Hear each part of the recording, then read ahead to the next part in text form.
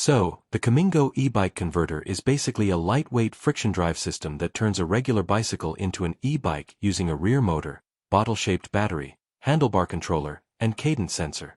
The entire motor and battery setup weighs just 2.3 kilograms, while Kamingo advertises up to 750 W of peak power and up to 55 miles of range.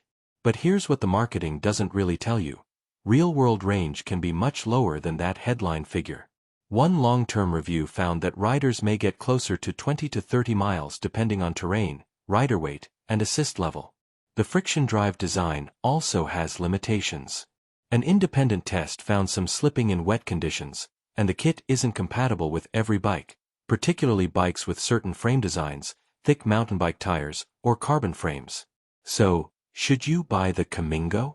If portability and keeping your existing bike are your priorities, the 2.3 kilogram system is genuinely impressive, but I'd verify compatibility and realistic range before spending around $549. Overall, Kamingo looks like an innovative way to add electric assistance without turning your bicycle into a heavy e-bike, but the real-world limitations matter more than the 750W and 55-mile headline numbers. Thanks for watching. Don't forget to like and subscribe for more videos.